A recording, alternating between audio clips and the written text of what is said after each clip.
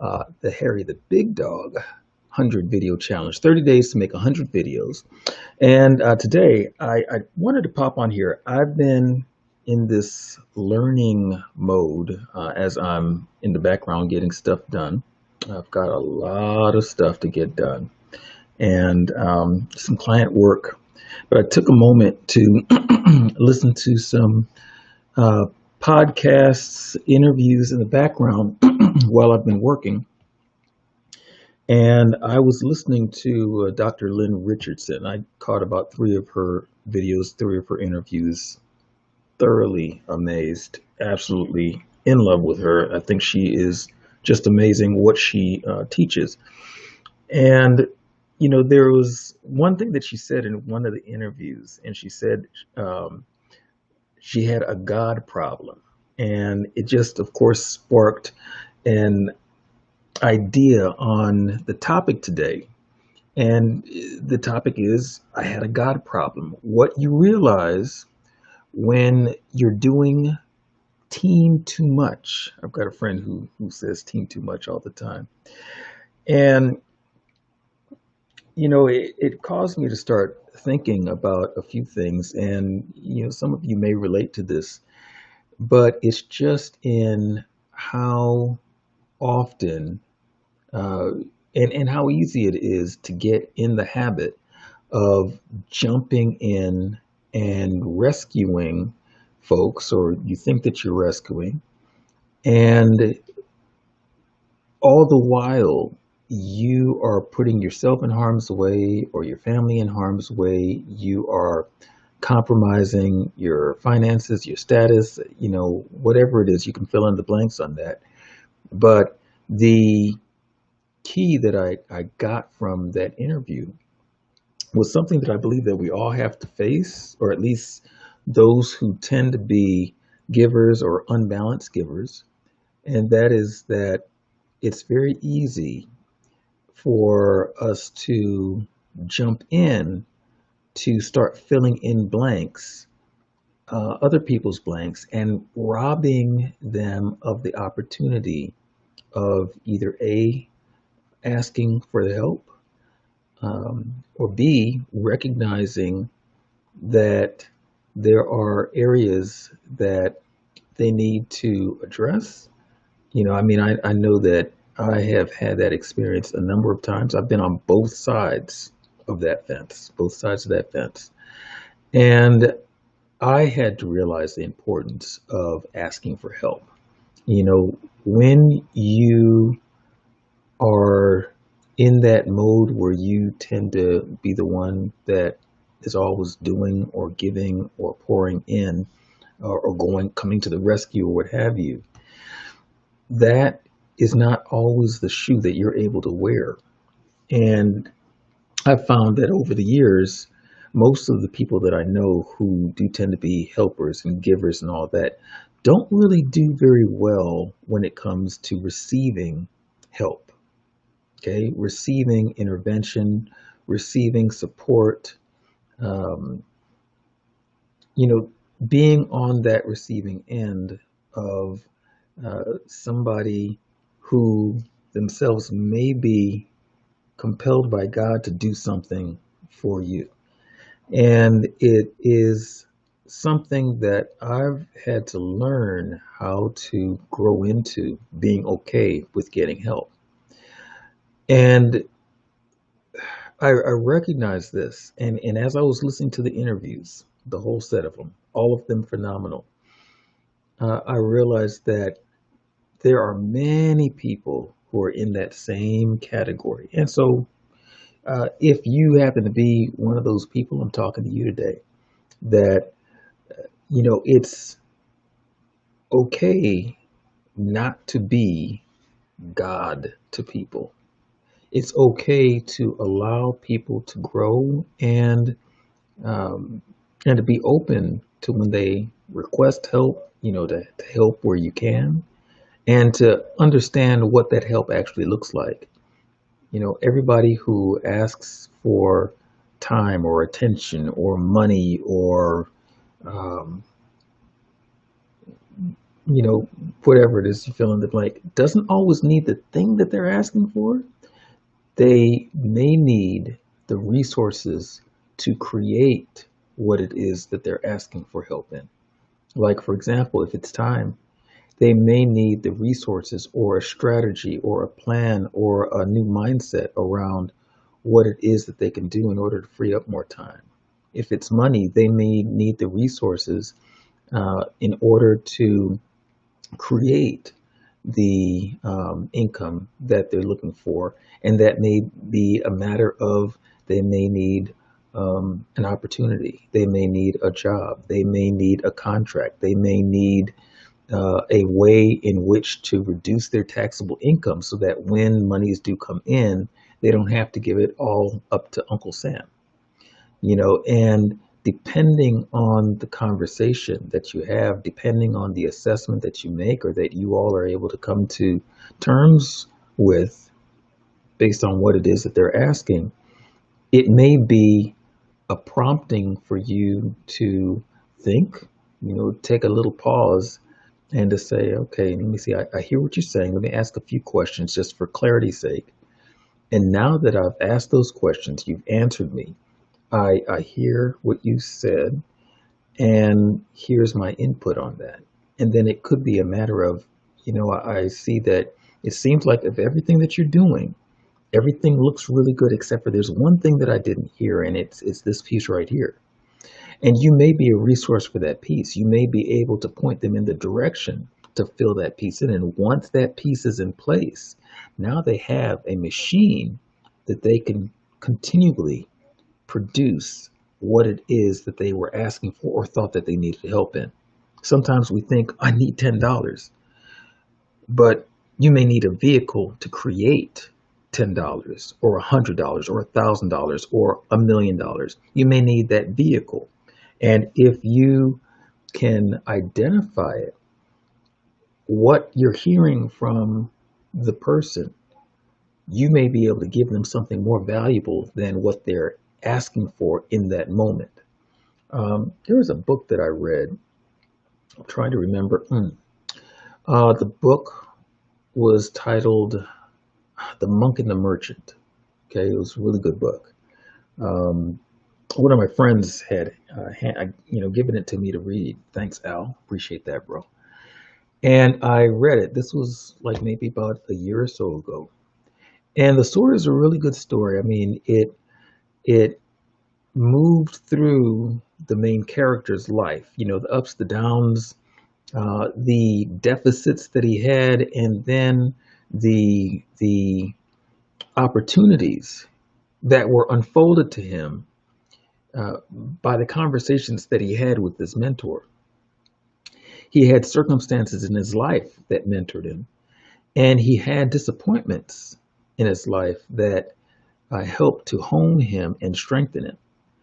And I would not have thought it beyond the cliche of, the trials that we go through actually do strengthen us.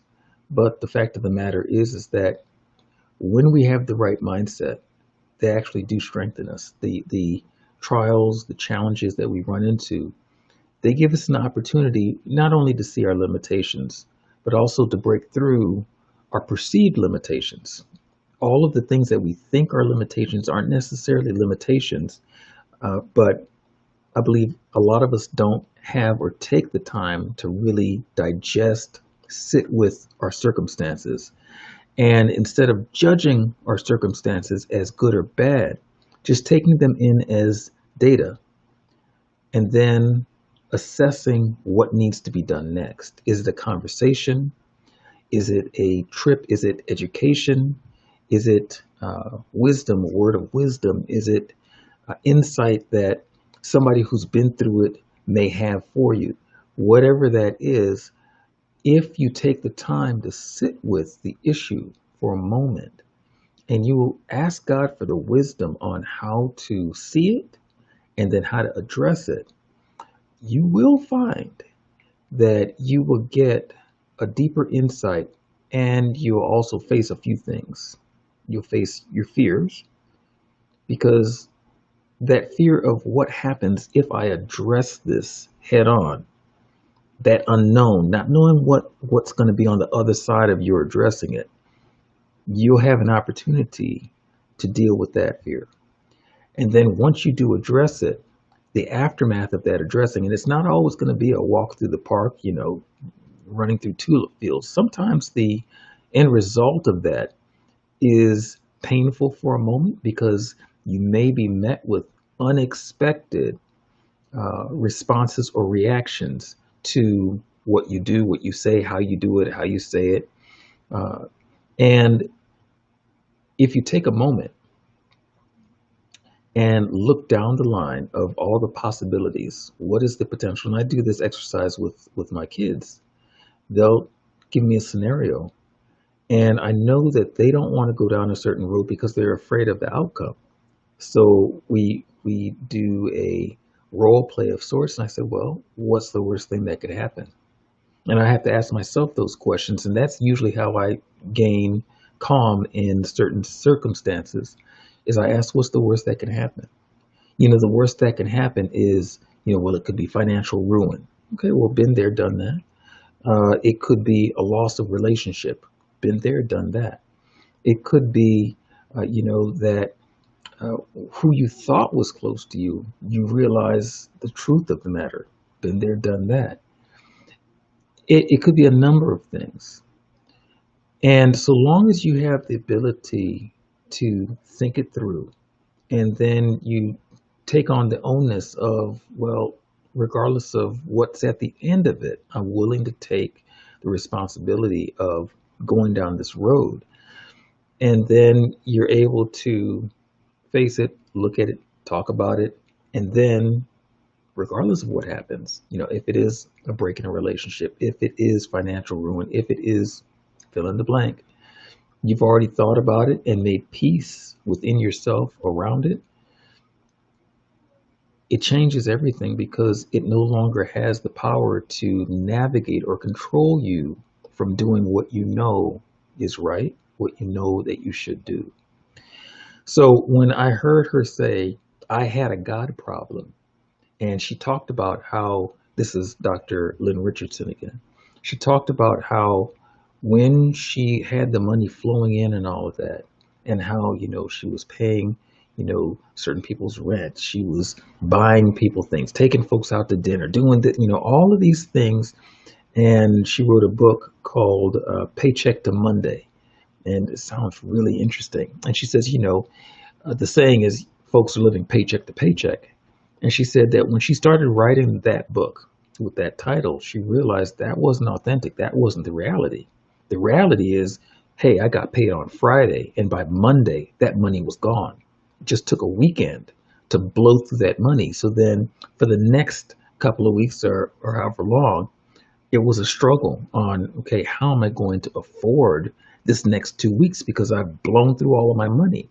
And she wasn't making just a little bit of money. She's talking about, 30, 40, 50, up to 80 and $90,000 per month in what she was making.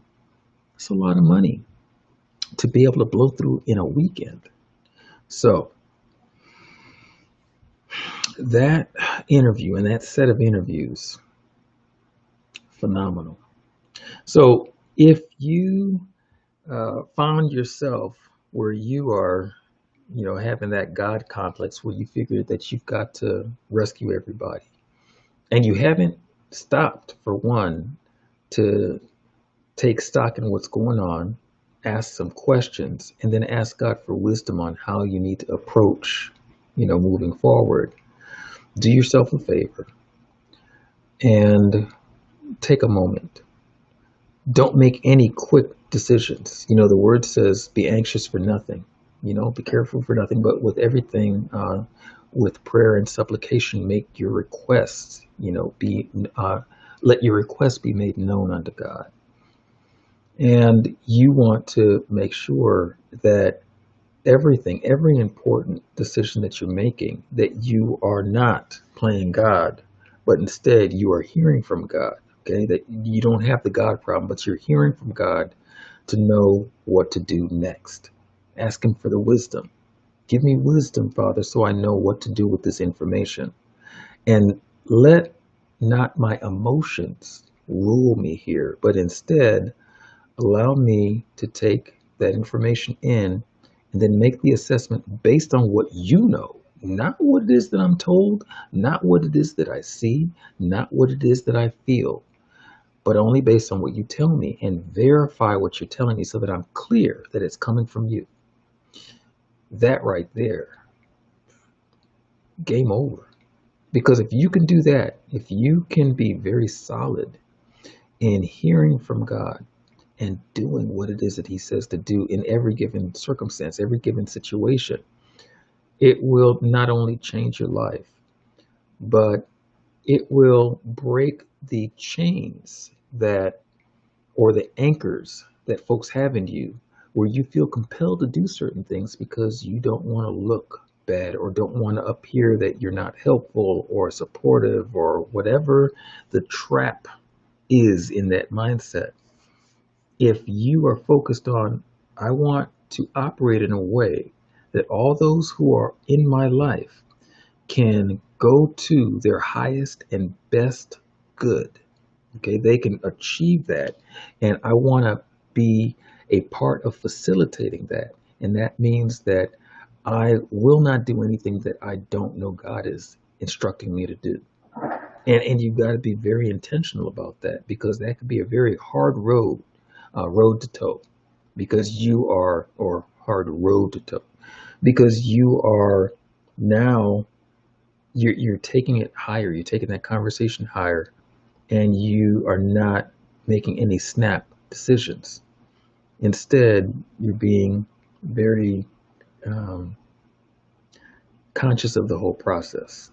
All right, so I got that out of that interview. I thought that it was pretty phenomenal, and I wanted to get on here and, for at least one video, one of these live streams, say something that is substantive and that hopefully anybody who is gravitating towards this title, that if this is an area in your life where you have run into challenges, where you felt that you had to be the rescue squad for everybody that is attached to you, or everybody who knows folks who are attached to you, or folks that are attached to them, you felt that you had to play Rescue 911, and God didn't send you to do that, that you will be a steward of the time and energy and the resources that He's given you, so that you can put them to the right use. You can sow those talents and those gifts in the right areas so that they can bring forth the return on investment. They can bring forth the harvest that God has given you to bring forth with your skills, your abilities, your talents, your profession, your industry. All right. So on that note, I am Lee Jason Hodge. If you want to connect with me, please, by all means, you can go to jasonhodge.biz, tap on the connect bar. I think there's a connect bar in there, or you can inbox me, comment below. Um, and